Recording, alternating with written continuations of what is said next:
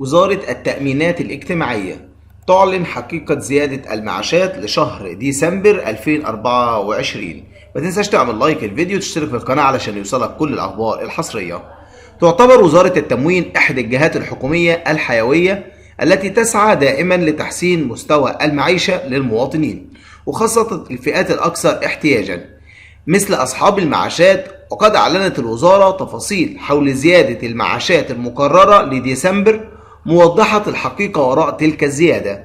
يأتي هذا الإعلان في سياق الجهود المستمرة لتحسين أحوال المستفيدين من المعاشات وتعزيز الدعم المالي لهم.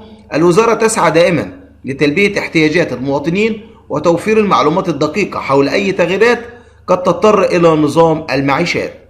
وزارة المعاشات تشهد المعاشات التقاعد زيادة ملحوظة تهدف إلى تحسين المستوى المعيشة للمتقاعدين وتلبية احتياجاتهم المتزايدة كما يلي: تزايدت الأحاديات حول إمكانية زيادة المعاشات في ديسمبر المقبل، مما أثار تساؤلات كثيرة جدا.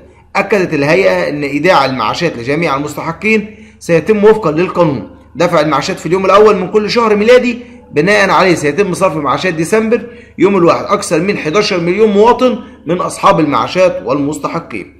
وكشفت الهيئة أن الشريحة الأولى في بعد الزيادة 15% هتكون 1495 جنيه، الشريحة الثانية 1775 جنيه، الشريحة الثالثة 1840 جنيه، الشريحة الرابعة 2300 جنيه، الشريحة الخامسة 2645 جنيه، الشريحة السادسة 2990 جنيه، الشريحة السابعة 3335 جنيه، الشريحة الثامنة 3680 جنيه، الشريحة التاسعة 4025 جنيه، الشريحة العاشرة 4370 جنيه، الشريحة ال 11 4715 جنيه، الشريحة ال 12 5060 جنيه، الشريحة ال 13 5405 جنيه، الشريحة ال 14 11592 جنيه. وبكده اكون وصلت معاكم لنهاية الفيديو. ما تنسوش لايك الفيديو واشتراك في القناة وتفعيل جرس الإشعارات، وإلى اللقاء في فيديو آخر.